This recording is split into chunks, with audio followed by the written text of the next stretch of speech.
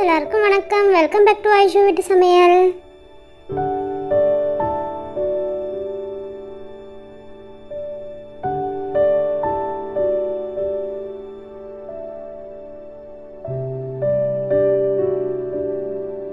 இன்னைக்கு நம்ம என்ன பார்க்க போறோம்னா பஸ்பூசா. இது அரபு நாட்டிலலாம் ரொம்ப ஃபேமஸான ஒரு டெசர்ட். இது செய்கிறதுமே ரொம்ப ஈஸி ஃப்ரெண்ட்ஸ். ரொம்ப ஜூஸியாக ரொம்ப டேஸ்ட்டாக இருக்கும். இது நம்ம ஊரில் ரவா கேக்குன்னு கூட சொல்லுவாங்க.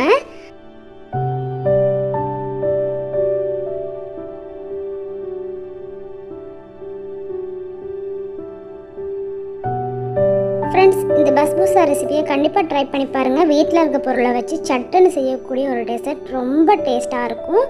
இது ட்ரை பண்ணி பார்த்துட்டு எனக்கு எப்படி இருந்துச்சுன்னு கமெண்ட் பாக்ஸில் கமெண்ட் பண்ணுங்கள். வாங்க வீடியோக்குள்ளே போகலாம். வீடியோக்குள்ளே போகிறதுக்கு முன்னாடி என்னோட சேனல் ஃபஸ்ட் டைம் பார்க்குறீங்களா இருந்தால் சப்ஸ்கிரைப் பண்ணி வச்சுக்கோங்க. மறந்துடாம பக்கத்தில் இருக்க பெல் பட்டனையும் கிளிக் பண்ணி வச்சுக்கோங்க. அப்போ தான் நான் போடுற வீடியோஸ் நான் நோட்டிஃபிகேஷனாக வரும் ஃப்ரெண்ட்ஸ். இது வரைக்கும் என்னோடய சேனலை பார்த்து சப்ஸ்கிரைப் பண்ணி வச்சுருக்க எல்லாருக்குமே ரொம்ப நன்றி. வாங்க வீடியோக்குள்ளே போகலாம். இப்போ ஒரு பவுலில் 1.5 கப் ரவா சேர்த்துருக்குறேன். இது வறுக்காத ரவை தான். வறுத்த ரவையாக இருந்தாலுமே பிரச்சனை இல்லை, நம்ம சேர்க்கலாம். அப்புறம் 1 கப் சர்க்கரை சேர்க்கலாம். நான் ப்ரௌன் சுகர் சேர்த்துருக்குறேன். நீங்கள் ஒயிட் சுகர் இருந்தால் கூட நீங்கள் அதையே யூஸ் பண்ணலாம். அப்புறம் பேக்கிங் பவுடர் 1/2 டீஸ்பூன் சேர்த்துருக்குறேன்.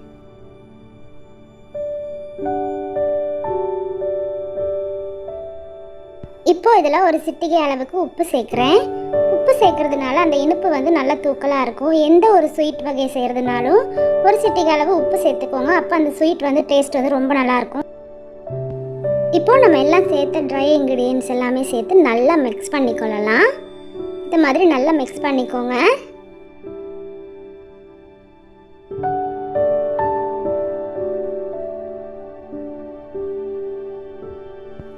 அப்புறம் நான் 1/2 கப் ரூம் டெம்பரேச்சரில் இருக்க பட்டர் எடுத்துருக்கிறேன்.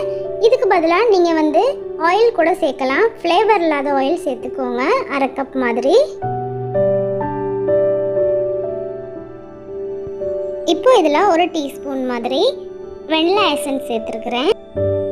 அப்புறம் இதில் 1.5 கப் பால் சேர்த்துருக்குறேன். இது காய்ச்சி ஆற வச்ச பால்.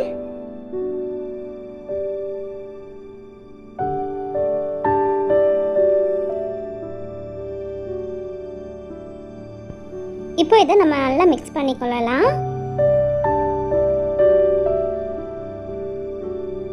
இன்றைக்கி நான் செஞ்சுருக்கிற பஸ்பூசா டெசர்ட் எக்லெஸ்ஸில் தான் செஞ்சுருக்கிறேன். நீங்கள் முட்டை சேர்க்க விருப்பமாக இருந்தால் இந்த ஸ்டேஜில் ஒரு முட்டை உடைச்சி சேர்த்துக்கோங்க. அதோட ஒரிஜினல் ரெசிப்பியில் 1/4 கப் மாதிரி கோகோனட் பவுடர் சேர்த்துக்கொள்வாங்க. நான் கோகோனட் பவுடர் எதுவுமே சேர்க்காம வீட்டில் இருக்க பொருட்களை வச்சு இந்த பஸ்பூசா டெசர்ட்டை ரொம்ப டேஸ்ட்டாக எப்படி செய்கிறதுன்னு சொல்லியிருக்கிறேன். உங்களுக்கு விருப்பம்னா நீங்கள் அதை சேர்த்துக்கோங்க. இப்போ ஒரு கேக் ட்ரேயில் கொஞ்சமாக ஆயில் சேர்த்து அதை நல்லா ஸ்ப்ரெட் பண்ணிவிட்டு அதுக்கு மேலால் நான் கொஞ்சமாக ரவை தூவி விடுறேன். இப்படி நம்ம செய்கிறதுனால நம்ம பஸ்பூசா பேக் பண்ணிவிட்டு வெளியில் எடுக்கிறதுக்கு ரொம்ப ஈஸியாக இருக்கும்.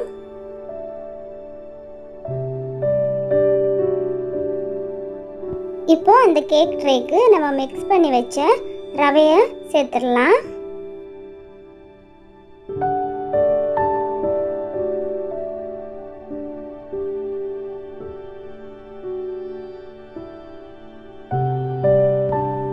கேக் ட்ரேயில் சேர்த்து லைட்டாக கொஞ்சம் டேப் பண்ணிக்கோங்க. அப்புறம் ஒரு 15 நிமிஷத்துக்கு அப்படியே ஊற விட்டுருங்க. நம்ம பால் சேர்த்துருக்கோம் இல்லையா, அந்த ரவைக்கு நல்லா ஊறி அது நம்ம சேர்த்துருக்க கன்சிஸ்டன்சியை விட கொஞ்சம் திக்காகும். இது கேக் கன்சிஸ்டன்சி, நம்ம கேக் பேட்டர் இருக்கு இல்லையா அந்த கன்சிஸ்டன்சியில் இருக்காது. இந்த மாதிரி பாருங்கள் எப்படி இருக்குதுன்னு. நம்ம கட் பண்ணனாலாம் அதே மாதிரி அந்த கட்டிங் அப்படியே இருக்கும். அந்த மாதிரி தான் இந்த கன்சிஸ்டன்சி இருக்கணும். இதுக்கு எனக்கு 1.5 கப் பாலே கரெக்டாக இருந்துச்சு. இப்போ நல்லா 15 நிமிஷம் ஊறினதுக்கப்புறம் நல்லா ரவை ஊறிடுச்சு. இப்போ நான் இதில் பாதாமை வச்சு டெக்கரேட் பண்ணிக்கொள்கிறேன். இப்போ இந்த டெசர்ட் உங்களுக்கு என்ன சைஸில் தேவையோ அந்த அளவுக்கு நீங்கள் லைட்டாக மார்க் மாதிரி இப்படி கட் பண்ணி போட்டுக்கோங்க. இது நைஃபால் கூட இல்லாட்டி இந்த மாதிரி பேச்சுலாவை கூட வச்சு நீங்கள் இந்த மாதிரி செஞ்சுக்கோங்க.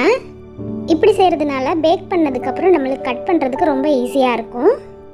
இப்போ நம்ம பேக் பண்ண போகிறோம் 180 டிகிரி செல்சியஸில் 10 மினிட் ப்ரீ ஹீட் பண்ண அவனில் 30லேருந்து 35 மினிட்ஸ் நீங்கள் பேக் பண்ணி எடுத்தால் போதும்.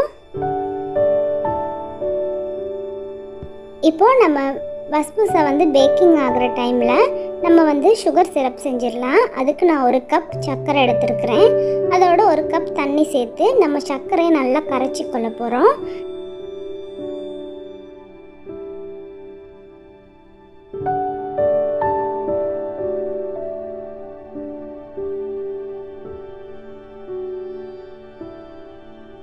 இப்போ பாருங்கள் ஃப்ரெண்ட்ஸ், நல்லா சர்க்கரை கரைஞ்சிருச்சு.